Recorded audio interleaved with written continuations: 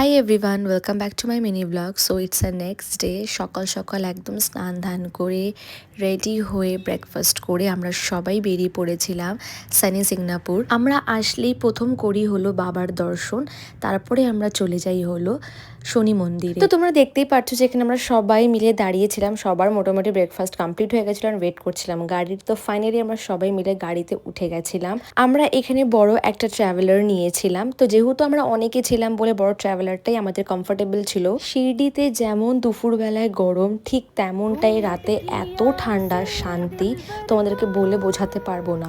সকালবেলায় তোমাদের গরম জলে স্নান করতে হয়, এতটা ঠান্ডা থাকে। ফাইনালি আমরা পৌঁছে পড়লাম শনি সিঙ্গাপুর। তো এখানে আসার পর আমরা সবার প্রথম নিই হচ্ছে তিল আর তেল।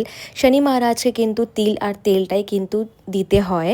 তো আমরা ভেতরেই চলে গেছিলাম আর এত গরম ছিল, মানে তোমাদেরকে বলে বোঝাতে পারবো না, এতটাই গরম ছিল ওখানে। খুব ভালো মতন করে আমরা দর্শনটা করলাম শনি মহারাজের। যেহেতু ওই দিন শনিবার ছিল, শনিবার কিন্তু ভীষণ ভিড় থাকে, বাট তারপরেও আমরা খুব ভালো মতন করে পুজো দিয়ে আমরা বেরিয়ে পড়েছিলাম। তারপরে আমরা কিছু ফটো সেশন করলাম ওখানে দাঁড়িয়ে সবাই ফুল ফ্যামিলিরা মিলে।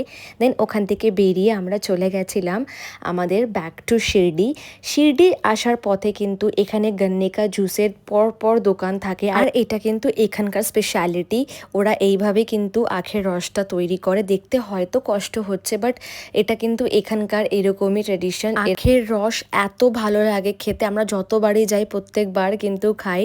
লাস্টে যাওয়ার পথে আমরা সবাই মিলে করে নিলাম লাঞ্চ, তারপর চলে আসি হচ্ছে বাড়ি। এটা কিন্তু বিকেল হচ্ছে 6টা, তারপরেও কিন্তু এতটাই রোদ। ফেরার পথে আমরা সবাই মিলে করছিলাম একটু মজা। সো ইয়েস গাইজ, ভিডিওটা ভালো লাগে লাইক করো অ্যান্ড ফলো ফর মোর।